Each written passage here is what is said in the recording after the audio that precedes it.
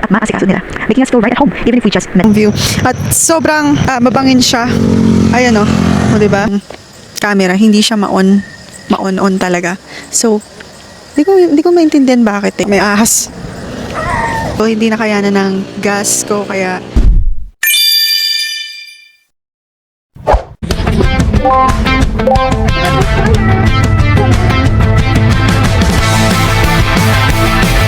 The rocks are humming in the cooling air, a silhouette of home against the glare. There's a silver path where the water meets the dark, and every glowing ember carries one more spark. And every glowing ember carries one more spark.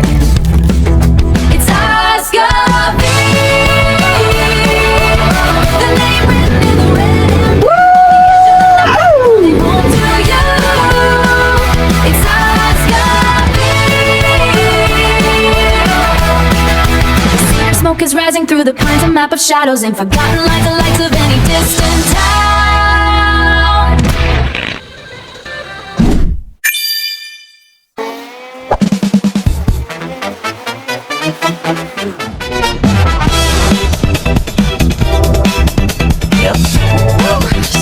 sobrang pagod mag-swimming ah. So, ang masasabi ko lang, overall, the experience is really great. Napakaayos at yung service nila dito napakaganda. At hindi lang yon, yung tubig, yung agos ng tubig dito, napakabilis ng current. Kung alam nyo lang, kung ma-realize nyo. Walang anything na matatalim, pero dapat mag-ingat-ingat lang din tayo sa paglalangoy. At hindi naman natin alam kung ano mangyari. Pero yung current dito ng tubig, sobrang bilis, sobrang lakas ng agos ng tubig talaga. Kaya dapat mag-ingat kayo. Yung tatlong bata, sa sobrang lakas ng agos ng tubig, wala kasing kasamang matanda, nasama sa agos hanggang dulo. Buti na lang naagapan agad. Pero wala naman nalunod, thank goodness, wala naman nalunod. Ang masasabi ko lang is, bantayan nyo maigi yung mga anak nyo. Lakas talaga ng agos. At yung mga service nila dito, yung accommodation, napaka-kabait na mga tao dito, sobrang welcoming talaga at napaka-helpful. Ito na yung view sa hapon.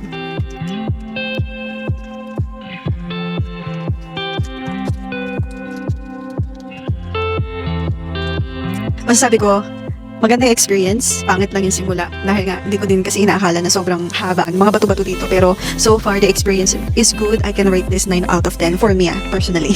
Tanong, babalik ka pa ba dito? Yes, babalik po tayo dito. At mas prepared na at sisiguraduhin namin overnight. Ngayon, it's already 5:30 PM. Kailangan na namin mag-ayos at mag-asikaso paalis. And then, masaya lang din ako na sobrang budget-friendly lang din ng lugar na ito. Overall, 1,000 budget-friendly. Tipid to for me kasi another experience and another challenge successful.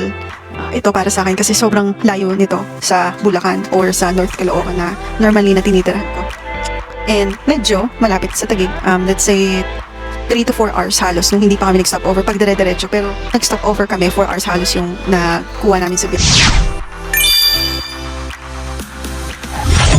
It's freezing cold, pero hindi natin palalampasin to. We took the chance, dive right in, and honestly, building these amazing memories is what life is all about.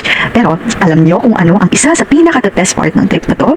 Aside from this breathtaking view, it's the people. The locals here are incredibly accommodating. Sobrang babait at maasikaso nila, making us feel right at home, even if we just met them.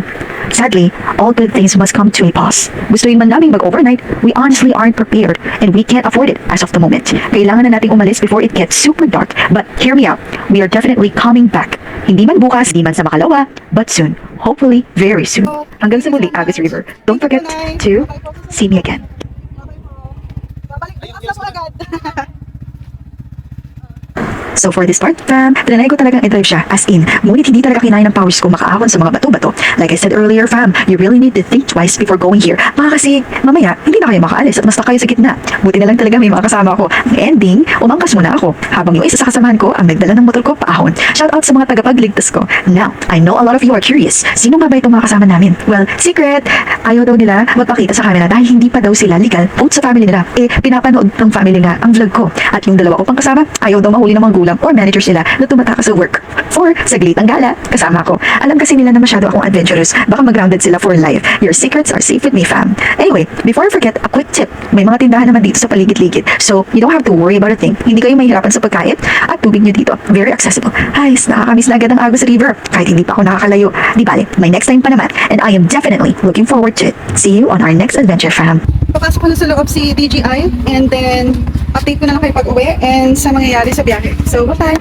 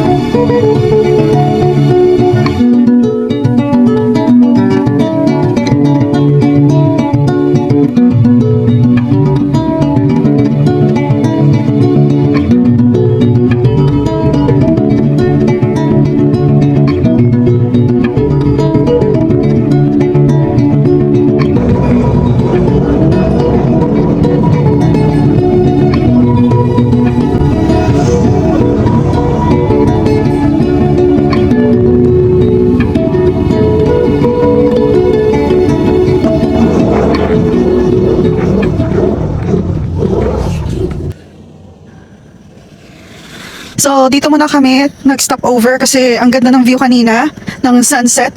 Ngayon, wala na yung view. At sobrang mabangin siya. Ayan o, diba?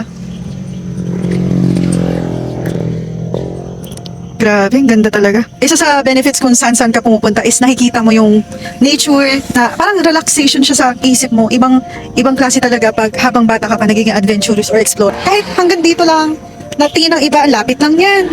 Pero isipin mo sa normal na tao na hindi pala gala, makarating ka lang dito na achievements na yun para yun sa'yo. Kaya be proud of yourself kung itong mga bagay na to na parang simple lang sa iba, nagagawa mo na. Congratulations, I'm proud of you talaga. So sa pinag-stop over ko, chinecheck ko sa Google Maps. Sa Victory Peak. Nasa Victory Peak kami, pero napunta kami sa Agos River. Hindi kasi kaya ng gas. Pero next time, we'll be prepared na. Lalarga na kami ulit and tingnan natin kung ano pa yung mga iba't ibang stopover na nakakatuwang makita. Let's go!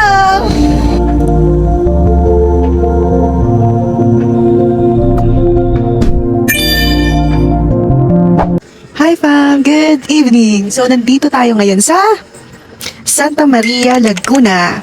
Since galing kami Infanta, Quezon na Agos River, syempre naantok-antok na tayo. It's already 8 p.m. na dito. So, pasyal-pasyal muna tayo dito as you can see. Ayan. Kung may nakikita kayo, don't hesitate to tell me fam. Bawal ipasok ang anumang uri ng sasakyan dito daw. Sabi daw. May mga kainan doon, bench or cottage.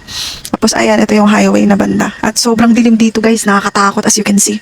Sobrang dilim dito fam. Lamig. Kanina, ino-on ko tong camera, hindi siya ma-on talaga. So, di ko maintindihan bakit eh. Ino-on ko siya, tapos nag-stop lang siya ng 7 seconds. Pero halos 1 minute na siyang gumagana. Tapos, black screen lang talaga. Black screen. Grabe. So, ayun na, antok pa rin ako. Baka makatulog ako sa biyahe, kaya kailangan ko ng kape para safe tayo, fam. Always. So, kape muna tayo. Gusto ko sanang ilagay din yung camera, pero wala pa akong confidence gawin yun. May ahas. Mahirap na.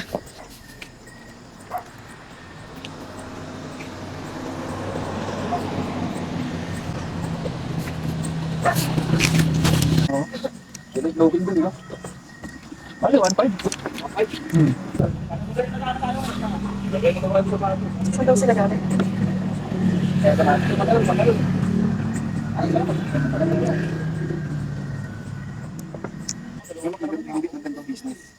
Babenta yun.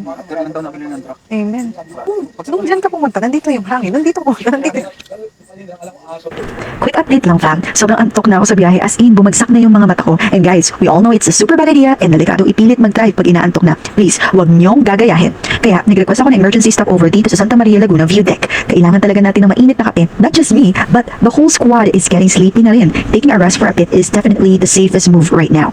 Normal lang naman mapagod fam. Long drive, swimming, tapos yung pag-aasikaso pa ng trip. Honestly, advice ko lang, if your drive is more than 5 hours tapos galing pa kayong swimming, mas maganda talaga mag-overnight na lang para iwas bugbog sa katawan. Medyo nakakatakot nga lang dito sa lugar na to, lalo't paggabi. Kita niyo naman, sobrang dilim at ang lamig pa. Pero ang maganda dito, libre daw tumambay, presko ang hangin and overlooking view pag umaga. Nakakatuwa nga, yung dalawang kasama, nakatulog na sa sobrang pagod dito sa lamesa. Kaya we will definitely take our time to rest before hitting the road again. Safety first, always fam. Kape muna tayo. See you sa next clip. Kailangan ko mag-upload mamaya. Tambay ko na.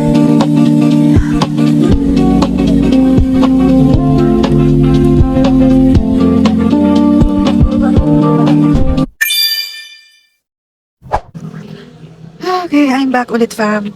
So, hindi na kayanan ng gas ko, kaya nag-stop over muna kami yung grupo dito sa tapat ng Le Cafe, kung saan may mga gas dito na tinitinda at iba't ibang mga snacks. Grabe. Sobrang struggle din kasi hindi din nakayanan din talaga ng gas ko, kaya bumili kami ng 50 pesos na gas para, 100 pesos para dumagdag ng 2 bars muna sikling. Sakto na yan, pauwi ko sa distansya ng bahay ko. Alam niyo yan, ito yung sizzling bunso. Sizzling bunsong sizzling pero sarado ata for now kasi gated. Tapos ito yung Le Cafe. Ayun, may mga gas dito. Meow meow! May meow meow dito. Meow meow! Gusto mo shoutout, be? Shoutout ka! Shoutout ka! Ang cute, diba? Pogi namin. Pogi siya. Biyahe na kami. At larga na. So, dito pa. And that's a wrap, fam. Sana na-enjoy nyo at kahit papaano may nakuha kayong onting information or guides sa vlog na ito. Pasensya na din if medyo rushed and kulang yung details natin. Also, medyo malabo yung editing natin this time around. I'm still learning every day to make my videos look better. Before I go, gusto ko lang magbigay ng very special shout out kay Red Monkey 4589. Super laking pasalamat ko sa walang sawang support at pagsubaybay mo sa videos ko. Speaking of gratitude, fam, exactly 8 months ago when I started taking this YouTube channel of mine seriously, we only had 72 subscribers. Now we just hit 150 subscribers! Yes! I know sa iba ay isipin nila, ang baba naman, ang tagal naman, ang liit naman. But for me, it's a huge blessing. It's a pure growth and it means that 150 of you guys believe in me and you enjoy watching what I do. To be honest, I'm still figuring out what exact niche I should do. I'm still confused. But all I know is that this channel will always be about my life journey, random adventures, and spreading pure positivity. I will cherish this moment because this all started with a dream. I know some of you might think mema yan or cringy, but this is pure emotion, fam. This is how I feel. And I don't just share it because of nonsense. I'm just grateful because I didn't realize that I can reach 150 subscriber. I thought it will be lesser than that. So fam, more blessings to come to your way. I love you as always and keep safe. I'll see you when I see you. It means a lot to me. Until next time, Ask V is out. Bye!